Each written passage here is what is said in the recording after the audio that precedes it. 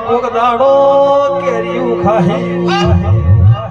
કોકના બપી લેબડા વાયા સીધો કટિયા